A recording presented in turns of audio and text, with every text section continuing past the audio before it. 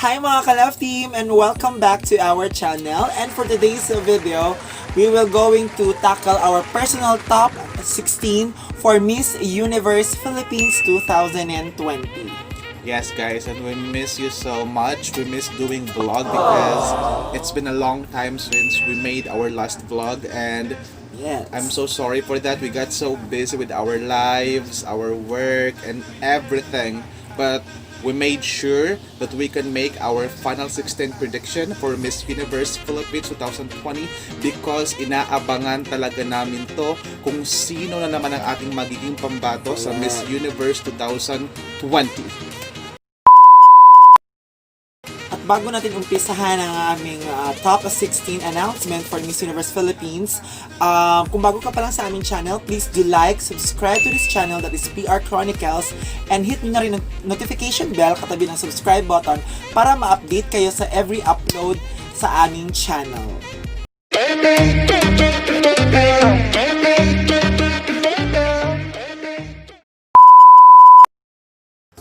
So I base my top 16, of course, during their Q&A, yung preliminary Q&A.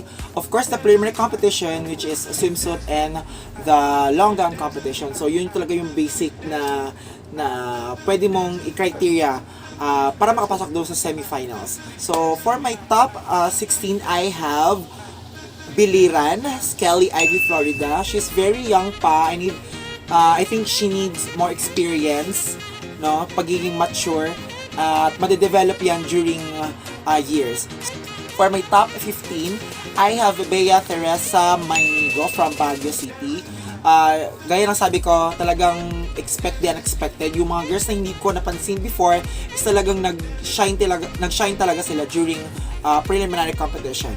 And for my top 14, I have Paula Ortega from Albay. Well, nung first edition or first week pa lang ng Miss Universe Philippines, talagang frontrunner din siya. Then the day goes by, parang nakukulangan na ako sa personality niya. Maybe because di naman niya first language ang Tagalog, or she grew up in Spain. So I think yun yung parang hindrance sa kanya. And for my top 13, I have Noreen Victoria Mangawit from Kalinga. During the preliminary competition, I was amazed. Talagang na-amaze ako dun sa beauty, sa elegance niya. Talagang basta pang beauty queen yung aura niya para sa akin doon sa preliminary competition. For my top 12, I have from Makati, Ivana Camille Pasis. Talagang during her long gown competition, yung avocado na color ng gown niya, talagang nag-burst, talagang mapapansin mo talaga siya sa TV. And for my top 11, I have Sigrid Grace Flores from Catanduanes. Well, we all know that Sigrid is not a newbie in the beauty pageant, lalo na sa mga national pageant kagaya ng Miss Universe. But for me, wala pa rin yung star quality na hinahanap ko for a queen. And for my top 10, I have Cristel Angeli Abelio from Aklan. Well, itong si Cristel, sobrang ganda naman din niya, magaling magsalita. But yun lang din ang nakukulangan ko sa kanya is yung star quality. And for my top 9, I have Sandra Lemonon from Taguig. Well, si Sandra, very, alam mo, bubbly. Nakikita mo personality during her Q&A. Alam mo yung lumalabas sa kanya, yung pagiging niya. Totoo niya sa sarili niya. Very flirtatious during long gown and swimsuit. Talaga makikita mo talaga sa kanya. But yun nga, she is on my top 9. For my top 8, I have Cebu City, Tracy Maureen Perez. Well, same with Sandra Lemonon. Natatabunan din siya doon sa mga frontrunners ko. So, kaya nasa sa top 8. For my top 7, I have Kimberly Hackinson from Cavite. Well, I really like her aura, her personality, the way she talk, talagang ma-entice ka sa kanya, and she is very different from other girls. So yun, I hope na makapasok siya higher than my sa list ko. And for my top 6, I have from Iloilo, Rabia Mateo. Well, everybody says that she's very beautiful. Of course, she is half Indian, half Filipino, but gaya din ni Biliran, she needs more experience for me lang. And for my top 5, I have April Smith from Cebu province. Well, April Smith is hinug na. She can deliver naman din during preliminary competition. She needs to work more, kailangan pa niya mag-come out. Yun yung talagang hinahanap ngayon ng Miss Universe organization. And for my top 4, I have Isabella Ishmael from Parañaque. Well, although may family background na siya with niece, former Miss Universe Philippines Margie Moran, but well, hindi pa siya ganon para sa akin, hindi ko pa siya nakikitaan na parang magkakumpit sa Miss Universe. And for my top 3, I have from Davao City, Eliza Malinaw. Well, kay Eliza, she's very flawless doon sa preliminary competition. Well, down lang siya doon sa Q&A. For me, medyo pinapahalata niya na kinakabahan talaga siya. And I hope hindi mangyari during the coronation night. And for my top 2, actually, nahihirapan ako sa top 2 at saka top 1. Because these girls are frontrunners from day 1. So talaga sila yung talagang kino-compare, palang kung ano yung gagawin ni isa, parang i-expect mo doon na mas mahigitan ng isa. So parang ganun. But for my top 2 for Miss Universe Philippines 2020, I have Pauline Amelings from Bohol. She's very pretty, she's very sweet, sweetheart na but yun yung top 2 ko.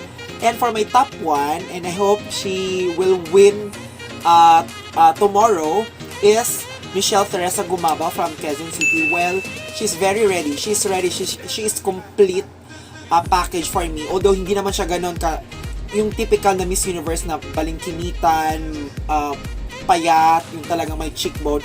But she can deliver. She can perform. And I think before the Miss Universe competition, I think tutulungan siya ng Miss Universe Philippines organization to do kung anong kailangan. So I think she can win tonight. I hope. Yun. So yun yung top 16 ko for Miss Universe Philippines 2020. Guys, finally it's my turn. So I will show to you my top 16 for Miss Universe Philippines 2020, starting with top 15, Romblon. She is Maria Fe Tahara. She's 25 years old, and one thing that made her remarkable for me is her preliminary interview. I like her personality. I like the way she speaks. It shows that she is someone who is very relatable for me, and it shows her personality, and I like that because in Miss Universe, guys, it's all about personality. It's all about the real you, your attitude, and it shows in her calm skills when she answered those questions. And for the preliminary competition, she delivered an okay performance in the swimsuit competition. But what makes her remarkable for me is the evening gown. I like the silver gown. Will she penetrate the top 10 for me? Well, it depends on her performance. If she penetrates the top 10, well, she must perform well and she must do good in order for her to advance in the next round. And I have here my top 14, Pasig. She is Rihanna Agatha Pangindian. I like her communication skills, guys. She's very relatable, and I also like the preliminary performances. Well, one thing that I like her is the way she speaks. She speaks with confidence, and she is that someone that you can be friend with, and I like her. Well, I'm hoping that she can go further than top 16. So my top 13 is Oriental Mindoro. She's Adi Hitomi Akiyama. She's half Japanese, half Filipino, and she is a doctor. Well, that is a very impressive affiliation, guys, because she is in the medical field, and I like her beauty. Though she is a half Japanese, but according to her, she is 100% Filipina. And my top 12, I have Catanduanes. She is Sigrid Grace Flores. Well, personally, guys, I like her backstory. She's been living in a poor family, and na-mention niya na they used to live near the Riles ng Tren.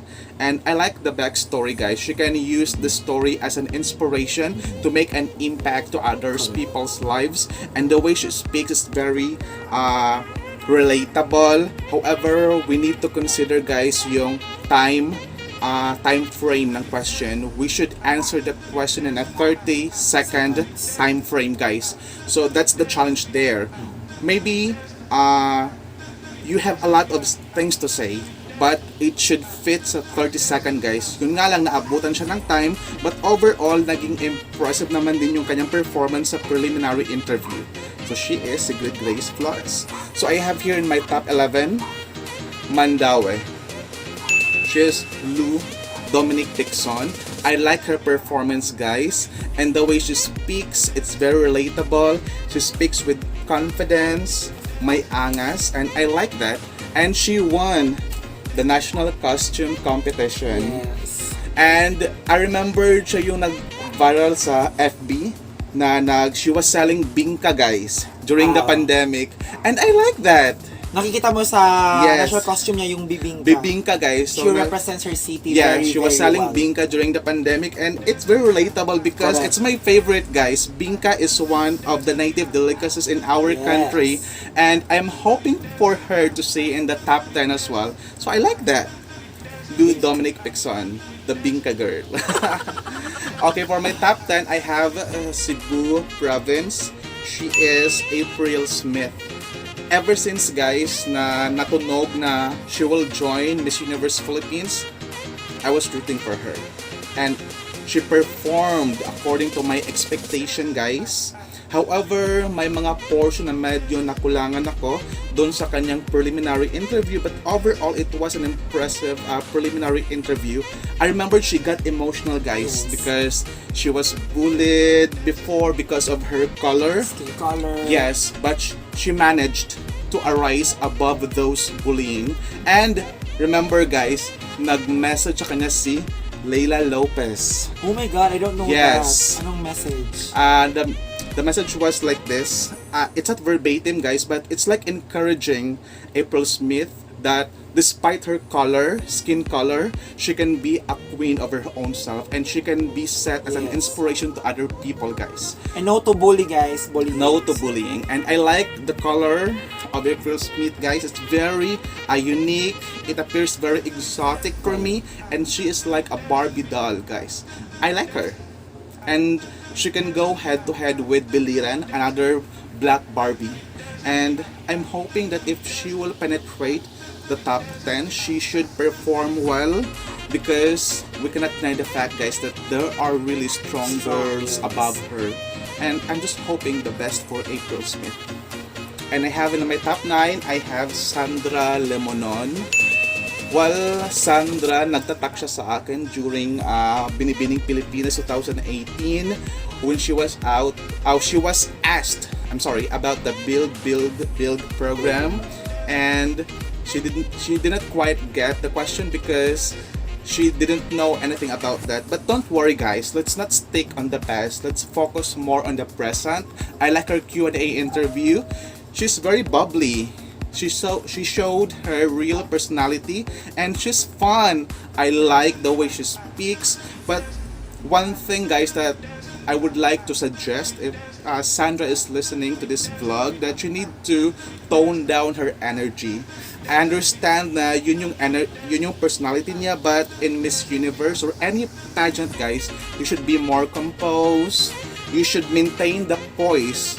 Though, you should show your real personality, but we should keep the composure. Yung lang naman, guys. And for the evening gown and for the swimsuit competition, I like the aura. I like the gown, guys. It's a yellow color, I remembered. But she needs to tone down more of her energy and maintain the composure like a queen. And for my top 8, I have Pasay Sandra Nicole Santa Maria. She might be an underdog, guys, but never underestimate an underdog because she delivered very well in her Q&A interview. Though there are some criticisms about sa kanyang evening gown, but I don't know, I just like it. And if she will penetrate the top 10, guys, I'm hoping that she should perform well because she can deliver naman din. Well, she's beautiful naman din talaga, but we cannot never deny the fact that there are really front runners who are above her. And if she wants to win the crown, she needs to perform well, good, and she needs to give her all for the crown. And I have here Davao City, number 7. Well, Eliza might be overhyped, guys, since the beginning of the competition. She was overhyped, especially in social media. The pictures are really impressive about Eliza. But when I saw her preliminary interview, I was kind of disappointed. Yeah, she delivered naman din talaga, and she stick to her advocacy, which is all about the farmers, guys. But one thing that I don't like about the interview is palagi siya nagsasabi na kinakabahan ako, ganun ganyan. Yes, you have to be true to yourself. You don't have to fake everything, but we should keep the composure, guys. The poise, it should be grace under pressure. Grace under pressure, guys. At yeah, mga beauty queen yan. That's right, guys. Yes, I believe all of them kinabahan naman talaga. Yes. But some delivered so well. And she can use this pressure to be her strength, to exude more confidence, guys. That's how you speak in front of a lot of people, especially with the judges in Miss Universe. Well, for me, if you are competing in Miss Universe, guys, it doesn't work na kinakabahan ako. It's like... You don't have to say yes, na guys. Kinakabahan ka. Though you are kinakabahan, but you don't have to say it proactively, verbally. You should keep the composure and just use this pressure into something as your strength in speaking, guys. That's how you should compose yourself. Though I like Eliza's answer, she's very true to herself, but yun nga lang, I don't like the kinakabahan ako, something ganyan. I don't like that. Well, she's now on my number 7, and I still hope the best for her. And for number 6, Cavite, she's Billy Hackinson. I like the short hair. When I saw her preliminary performance or even the Q&A, the closed door interview, she looks like Casey Finel, the Miss Universe 2014 4th runner-up. I can see Casey Finel on her. Miss Jamaica. Miss Jamaica, guys. I don't know, but there is something in her that very enticing, that you can draw your attention to her. Well, she can communicate well, and I like the humor when she was when she was asked what is the color of a phenomenal woman, and she answered chartreuse. And chartreuse is? Chartreuse, it's between the color yellow and green, guys. That's the color chartreuse. And when she asked to spell out the color, green na lang. I like the humor, very witty. But I don't, I like the gown though, during the evening gown, but I believe she overdone for the evening gown. And as a performer, guys, in Miss Universe, you should just keep the composure and try not to overdo everything. I don't like also the eye makeup of Cavite. Yeah, it's too heavy for me. It's too heavy. Yes. For me, attractive na yung mata niya. I think she has that model face, but yun yung eye makeup lang talaga nakaka-disturb sa akin. Kasi she can perform, she can perform well. She has the beauty, she has the wit, she has the angas that we are looking for. But what she needs to do is to tone down a little bit sa kanyang energy, and she can be there. I believe in her. Communication skills wise, Miss Universe caliber. Well, for me, 5th, Iloilo Rabia. I'm sorry. For my 4th, I have Paranaque. She is Isabella Ismael. Well, she is very eloquent, guys, and she is a relative of Margie Moran, the Miss Universe 2000. Miss Universe 1972. I'm sorry for that. Well, for me, Paranaque, she delivered well during the Q&A. It really showed her personality, and during the preliminary competition, she performed well naman din, and I like her gown, to be honest. Well, the best of luck for her. Well, anyone in my top 5, guys, could be Miss Universe Philippines. Well, for my top 4, I have Cebu City. She is Tracy Maureen Perez. And I like the pasabog during the evening gown, guys. I like the way she speaks. She is exuding with much confidence, with much personality. And if she will be in the top 5, guys, I believe that she can deliver. And also, I'm hoping the best for her. And for my top 3, I have Quezon City. She's Michelle Teresa Gumaba. While Q&A speaking, she's there. Very impressive. And she can be Miss Universe Philippines if that's the only criteria, guys. However, the thing that I would like Michelle to improve on is to tone down her body a little bit. Well, I'm not body shaming, guys. She is fit, but she needs to be more fit sa Miss Universe material.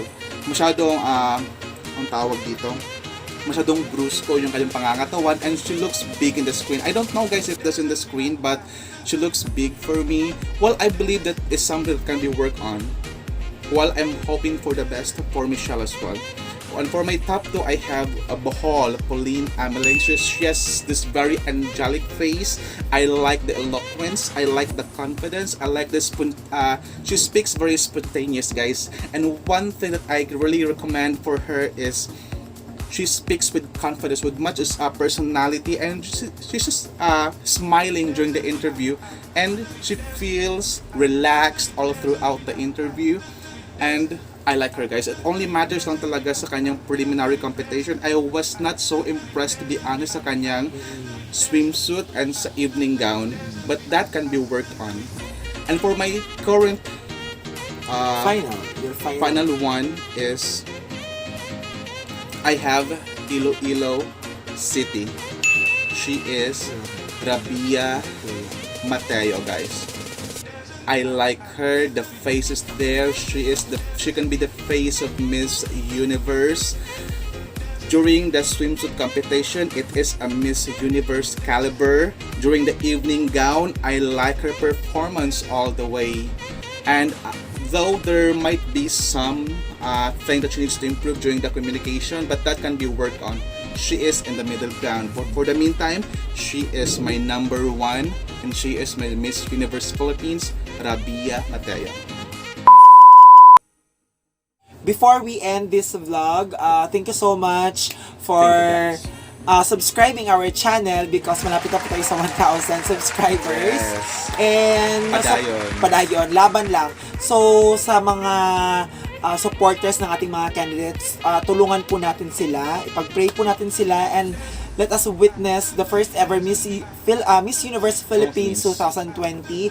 And of course, kudos doon sa mga organizer ng Miss Universe Philippines. It was good job so yes, far. good job. It was very hard, of course, of the pandemic. Because of the pandemic, Yes. it's not so easy to organize yes. a pageant like this, especially Maraming times like this. maraming mga komento, maraming tayong suggestion kung anong Yes, gagawin dito guys. sa mga production, ganito. But overall, these guys are, hindi sila pinpoint ng Miss Universe organization para lang putyo-putyo yung ilalabas na, Yes, na guys. competition And or ng, whoever wins, guys, Let us whoever support. wins, support talaga tayo. Because it's they all represent- about the Philippines na, guys. correct. It's a Philippines, it's Support, our country. support, yes. So kahit ano pa yan, let us support. Tayo Yes. kapalaban. So I hope na if you have your own bets, please do Comment comment below. sa comment section namin, and we will read that if may panahon, of course. And we will also do a reaction video after the coronation night. Kung sino ba yung pasok ba yun sa amin, kung ilan ba yung napasok sa amin. So magkakaiba kami ng top 16 ng aking partner. So I hope you love this video, and yeah, Thank thank you. you. And keep safe, guys. I love you. Safe. I love you.